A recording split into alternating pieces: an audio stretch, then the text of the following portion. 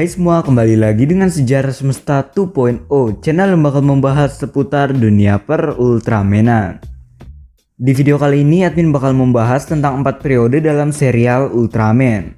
4 periode Ultraman ini terbagi karena berdasarkan tahun rilisnya di Jepang sana guys. Secara garis besar ada 3 periode yang secara resmi ada di Jepang. Namun akhirnya dibagi menjadi 4 karena ada salah satu periode yang dianggap berbeda. Oke, sebelum mulai ke videonya jangan lupa like, share dan juga subscribe. Aktifkan tombol loncengnya juga biar kalian gak disiram sama Ultraman Taro. Oke, kalau udah langsung aja kita ke pembahasannya, let's go. Sejak pertama kali masa penayangannya, Ultraman diluncurkan pertama kali pada tahun 1966 dengan serial berjudul Ultraman. Sebenarnya sudah ada serial Ultra Kiss sebelumnya, tapi itu cuma semacam permulaan aja guys. Hingga tahun 2021 ini alias tahun ke-55 tahunnya Suburaya dalam memproduksi Ultraman, sudah terbagi menjadi 4 periode sesuai masa penayangannya. Apa aja itu? Ini dia, simak sampai habis ya.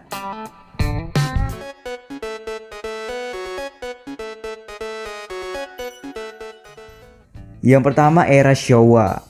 Era Showa adalah era yang dipimpin oleh Kaisar Hirohito di Jepang. Era ini dimulai sejak 25 Desember tahun 1926 hingga 7 Januari tahun 1989. Dalam masa ini, Suburaya telah memproduksi cukup banyak Ultraman. Ultraman yang ada di era ini adalah Ultraman Hayata, Ultra Seven, Ultraman Jack, Ultraman Ace, Ultraman Leo, Ultraman Taro, dan Ultraman 80. Yang khas dari era ini adalah pertempuran yang sangat brutal guys. Bahkan gak segan-segan nampilin adegan yang bikin anak-anak gak bisa tidur. Banyak adegan brutal yang tentunya sekarang gak bakal bisa masuk ke TV Indonesia. Tapi ingat ya, itu di era dulu, tahun 1966 sampai tahun 1989. Pastikan adegan-adegan ini gak akan ada kalau kena protes abis-abisan. Mungkin di tahun-tahun itu masih bisa dimaklumi guys. Film-film dulu emang kebanyakan lebih barbar sih, jadi wajar aja ya. Dari segi kualitas juga masih dibilang standar aja di zaman sekarang, tapi di zaman dulu mungkin udah bagus banget guys. Karena teknologi di zaman dulu itu masih lebih minim dan belum secanggih sekarang guys. Bisa dibilang masih kaku lah. Kalian bisa lihat aja pas ngeluarin jurus ya. Kalau kalian paling suka era ini, coba tulis di kolom komentar.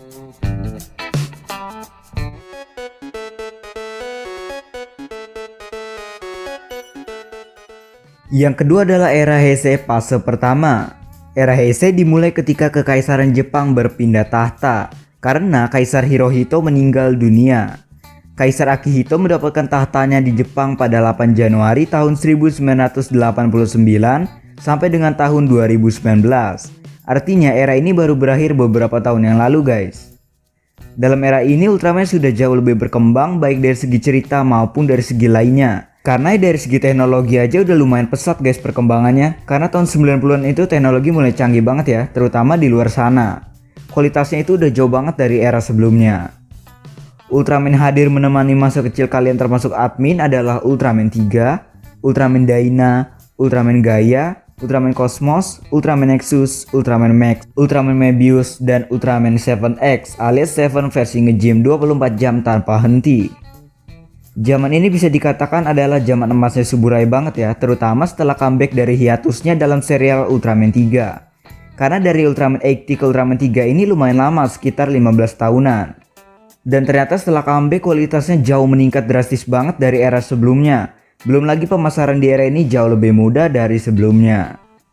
Yang khas di era ini adalah cerita variatif mulai dari yang ringan, berat, dan ada juga yang sedang-sedang aja, bahkan ada juga yang komedi.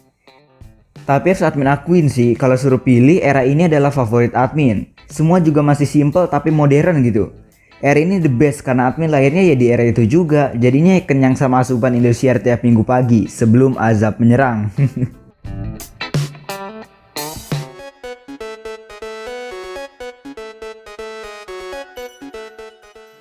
Yang ketiga adalah era Heisei fase 2 atau era Heisei modern. Era Heisei fase 2 ini sebenarnya sama saja dengan Heisei fase 1, tapi ini dibuat untuk membedakan konsep cerita Ultraman yang bisa dikatakan berubah hampir drastis.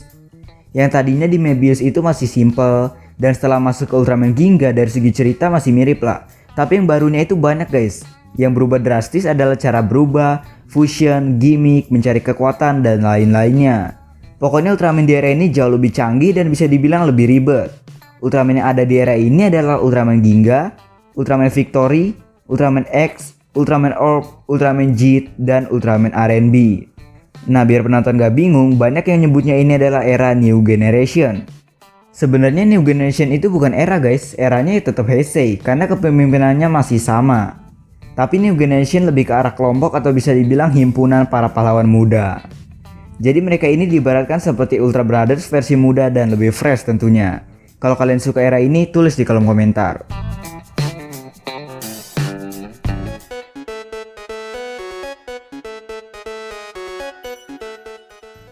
Yang keempat dan terakhir adalah era Reiwa.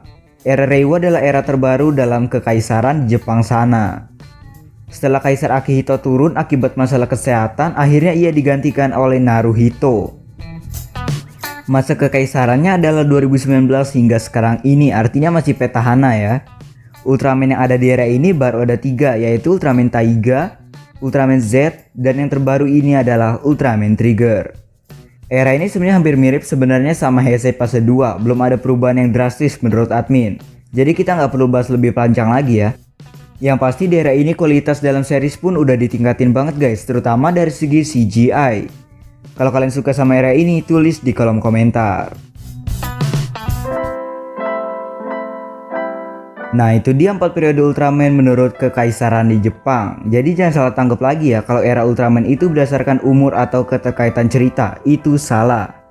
Era Ultraman ditentukan oleh tanggal rilis dalam masa kekaisaran di Jepang sana.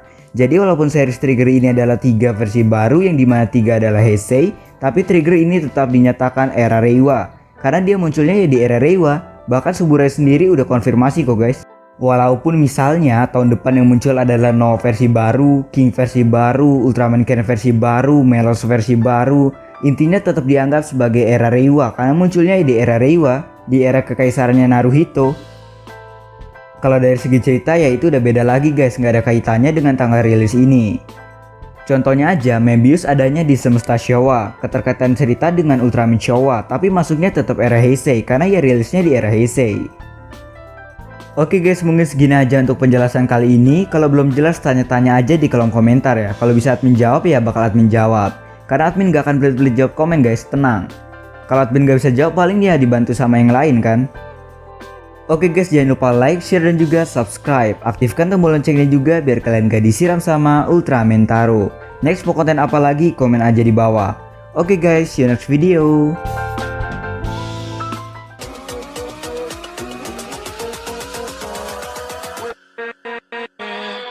With